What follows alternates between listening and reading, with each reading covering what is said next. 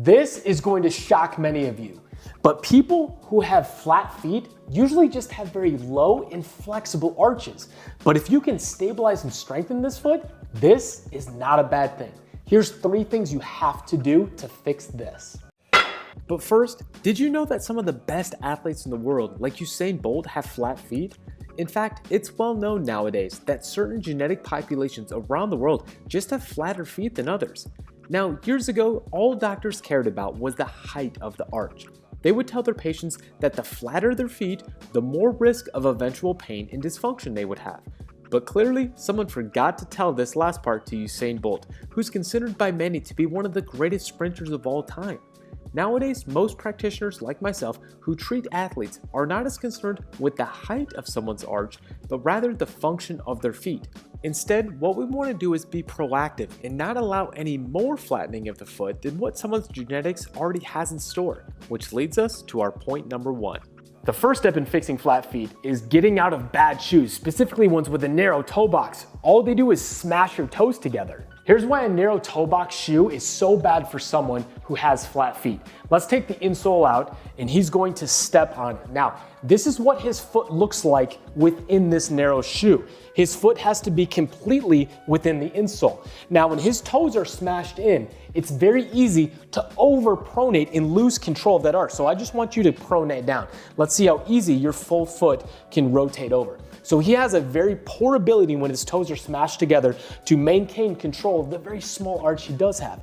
However, if he were to take this out and actually spread his toes out the way that his foot should be aligned in a shoe that has a wider toe box, now all of a sudden, because that ray of the big toe is spread out, he has greater control of the arch he does has. Now if you try to sort of rotate down, the foot cannot rotate too far. It's more controlled when the toes can spread out. So the shoe that you put on your foot has a dramatic impact on the position of the first toe and therefore your ability to control this medial arch. So if you're someone that has flat feet, wearing a narrow shoe is the worst thing you could do because you are instantly decreasing your ability to control the inside small arch that you do have. Now, I'm sure some of you are wondering by now, what does this mean about orthotics? Do I still need one? The simple answer for many is no. In fact, podiatrist Dr. Ray McClanahan explains that after you get someone out of bad shoes that encourage additional flattening of the foot, many are able to build their natural foot support system without any orthotic that props their arch up. When we get a foot to function this way, the arch is built to maintain itself. So what kind of shoes do we want to wear instead? We want shoes that allow your toes to naturally splay out. These are going to be shoes with a wide toe box called a barefoot shoe, like the Barefoot Drop Zero shoe that I just designed recently with Tier. It's got a very wide toe box so your toes can naturally splay out and allow your foot and the inside arch to function as naturally as possible. So now that we have you out of these bad shoes, we need to strengthen your foot in this more anatomical aligned position. One of the best ways to do this is with the squat. Here's an example of what we can do. Here's the cues that you need to use to maintain a better foot position when you squat.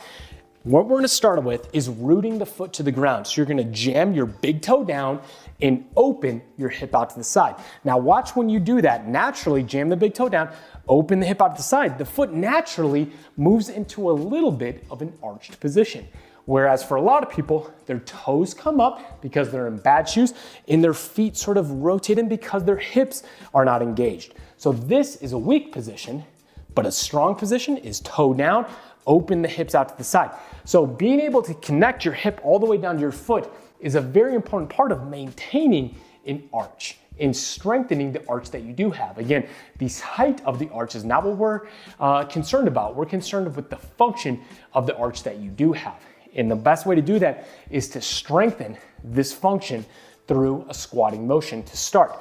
So big toe down, open the hip, slowly go through your squat, maintaining that position. If I see those toes moving at all, we know that we're too far back onto the heel and it's easy for the arch to collapse over. So start first with just body weight, being able to maintain this external rotation torque. And obviously, as you can, progress up and load.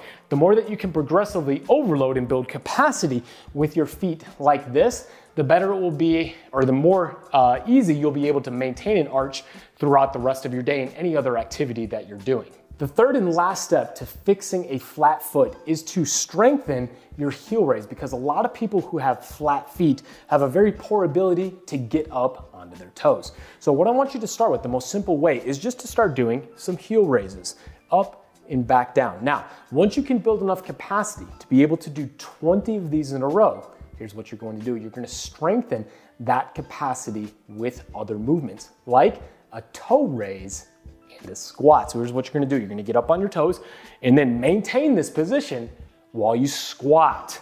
Go slow at first, only go through the range that you can and still maintain that toe position, and then come back up. Once you can do a full depth squat all the way up on your toes, we're going to load it. So we're going to start by holding a kettlebell or a U-bell like we're using right here. So come up on the toes, maintain that position, control down, pause in your bottom position, and come back up. You can even, like Dre has done, do this with very heavy load. But again, we must start at square one, which is just your ability to raise up onto your heels and back down, and then eventually add this into your movement repertoire. But if you can do this, you have very strong and stable arches. Even though they may not be as high as other people, they are exactly what you need, which is a functional foot. Again, to reiterate one more time, the most important part of fixing flat feet is getting out of bad shoes that hinder your foot's function. That's where the Barefoot Trainer Drop Zero that I just developed with Tier and other barefoot shoes come in, because they allow your toes to spread out and your foot to become functional as it was designed, become strong, and control the arch that you do have. You can find your Barefoot Drop Zero today on tier.com.